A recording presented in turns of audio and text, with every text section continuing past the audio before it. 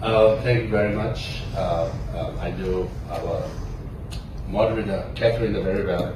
We met here at Forum 2000, other places. As soon as I met with her, she said, "Oh, she comes to the forum because I participate."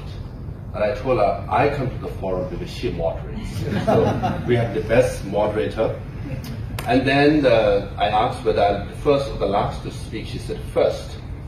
Then I said, I should take this as a challenge and give Hong Kong as an example and challenge my friend all the way to Taiwan.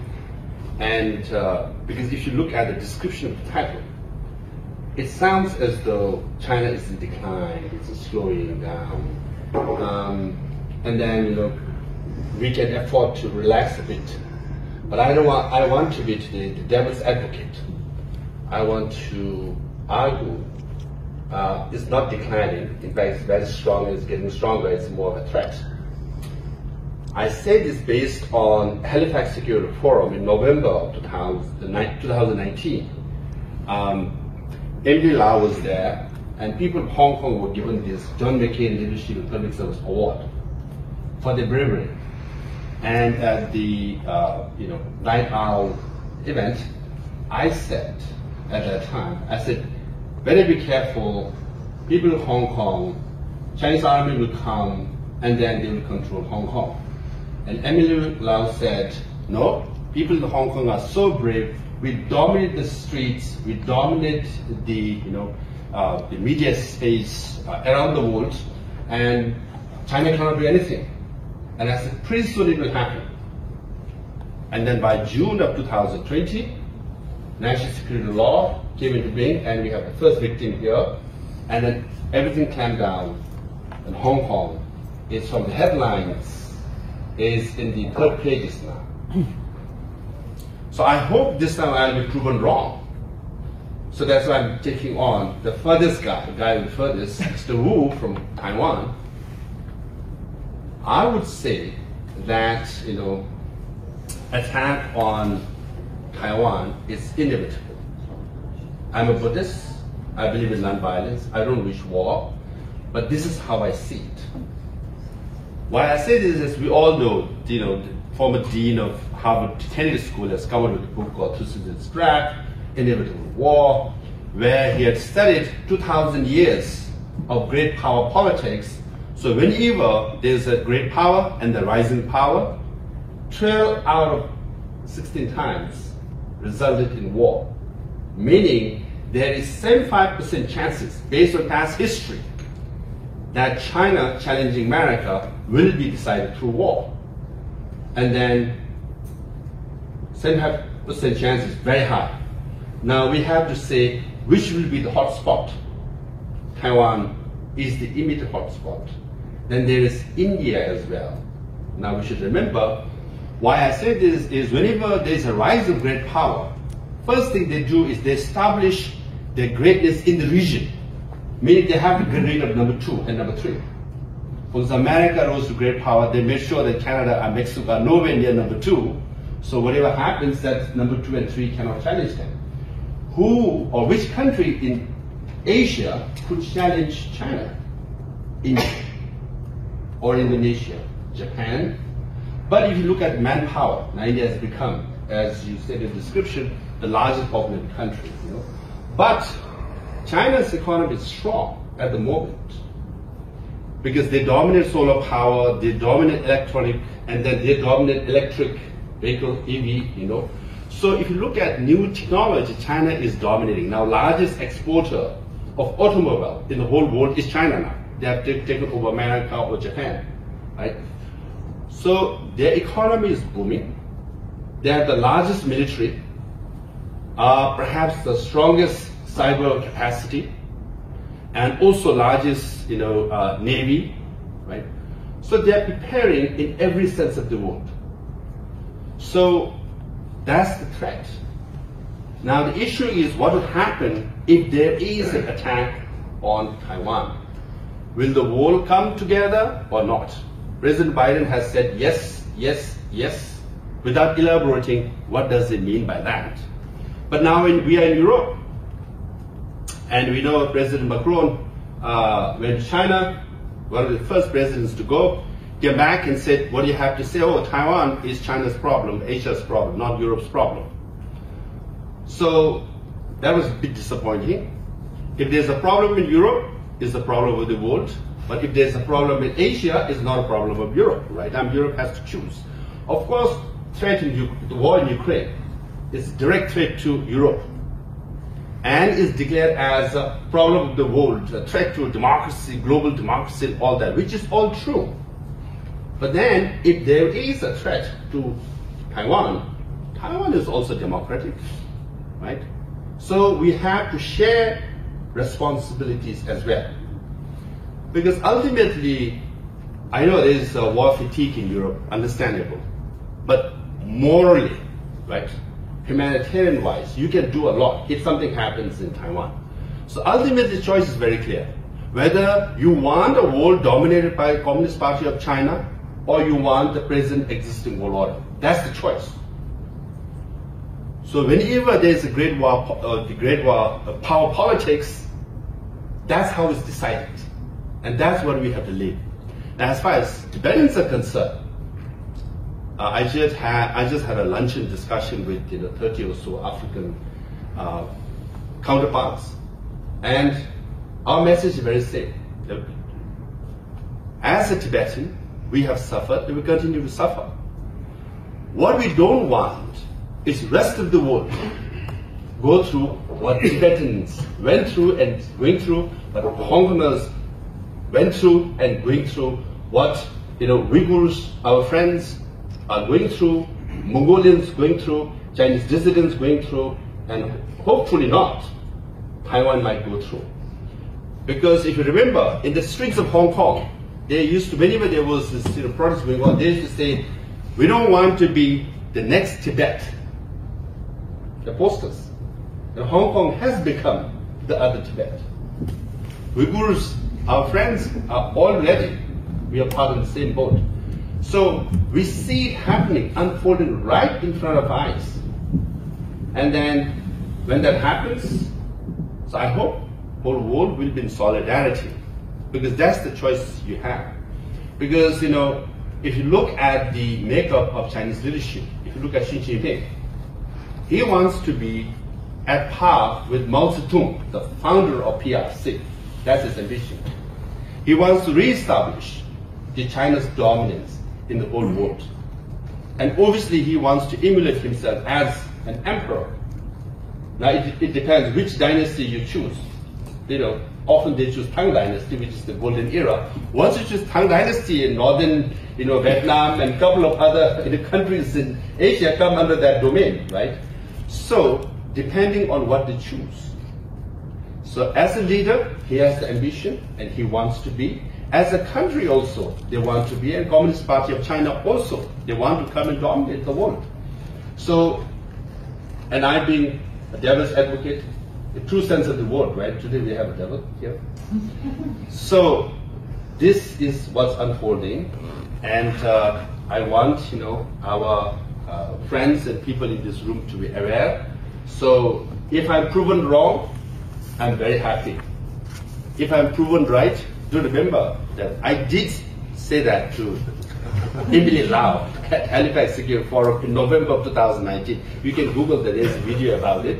And then I'll say again, I went to Forum 2000, I said it again, and nothing happens. In fact, at that time, I told Emily Lau, also I said, when the crackdown in Hong Kong happens, what will happen is that Hong Kong will be in the news, front page news for a few weeks, and members of parliament and White House and State Department, European Parliament invite you to give your testimonies, and after a few months, you'll be in the fourth pages, after a few years, you'll be in the last pages.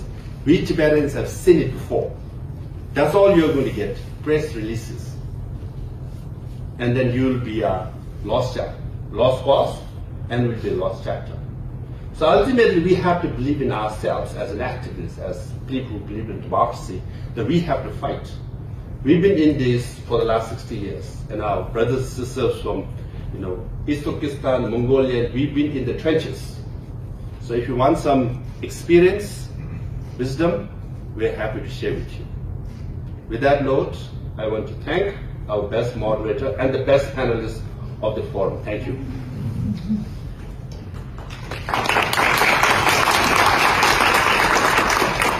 Thank you very much for the very optimistic opening speech. And let me pass to Samuel. I don't think he's going to change the mood, but let's see. From China, and actually Didi get asked the question, how to push back. So, do you have any recipe for that? Excellency, may you start? I'll continue the devil's advocate. Again, I'm Buddhist, so I don't represent the devil. Two points were raised. One, Xi Jinping's confidence based on China's economy, which is getting weak, hence he's losing interest. And then looking at Ukraine, Xi Jinping could be discouraged. Let me counter that. Number one, Xi Jinping is saying, I have $3 trillion in foreign reserve. Okay. Tomorrow, Belt and Road Initiative summit is happening, and 150 countries are coming to Beijing. 150 countries don't go to Europe. 150 countries don't go to Washington, D.C. anymore. They're going to China tomorrow. 150 countries here have $3 trillion in reserve, and as I said, all this new economy, right? Solar panel, electric vehicle, all that is growing. So he has the confidence. He thinks he has the money. Now, for Putin to attack, invade Ukraine, he has $65 billion. He, had it in reserve in Russia. Then he decided to invade Ukraine. China has $3 trillion. Okay, I can withstand slow down the economy in the world for 3 years at least, $1 trillion a year. Number two, Ukraine, I would say that, I have a counter argument. Ukraine war, I think China wants to prolong this. So that's why China asked its two of its best allies, there are three best friends, okay? Pakistan, North Korea, Iran. Most of the arms, drones and bullets and, are coming from where? Iran and North Korea. So China is telling both of its allies, hey, supply as much as possible. Why? To drain Europe, to drain America, bring war fatigue, and use all the resources America has. Now, yesterday, and just a week ago, with the Hamas, right, brutally attacking Israelis, again, CNN discovered that all the arms, most of them are made in China and Russia. Why I say this is, when President Bush, the son, is not so popular, when he first came during the election campaign, he announced China as the #1 adversary. But he was distracted by Iraq and Afghanistan and China for 20 years to rise. Similarly, China has very good distraction in Ukraine and with Hamas now, with America and Europe, Middle East focused on that, using all the resources, and China has $3 trillion, largest navy, largest army, huge cyber warfare, and ready to go. So I would say, and then as you mentioned, Sammy mentioned Vatican. Even Vatican has agreed. Agreement is that Communist Party of China will appoint a bishop, and Vatican will sanction it, certify it as the genuine bishop. I thought that was a sacred, authority given by God to Vatican to appoint bishop. Now the Communist Party is, Sammy mentioned Vatican. Even Vatican has agreed. Agreement is that Communist Party of China will appoint a bishop, and Vatican will sanction it, certify it as the genuine bishop. I thought that was a sacred, authority given by God to Vatican to appoint bishop. Now the Communist Party is, and Vatican has given them the sacred sanctity, authority to appoint on spiritual matters. We all are buying Chinese goods, right? They would say, why not? So that's how Xi Jinping sees himself. Emperor, New World Order, Chinese World Order. Now if you want to understand Chinese World Order, you have to study Han Dynasty, Qing Dynasty, Ming Dynasty, how dynasties function. They see themselves as Dongguo in Chinese, means Middle Kingdom. We are the Middle Kingdom, and the rest of are barbarians. For excuse to invade Tibet, they said the imperialist forces in Tibet. There were 3 Americans, 1 British. That was imperialist. That was the excuse they did to invade Tibet, okay? Because they're all barbarians. So the rest of the world are barbarians. The rise of China, Middle Kingdom, is a great civilization. All are barbarians. They all did pay tribute to the emperor and Empire of China. So that's their way of thinking, right?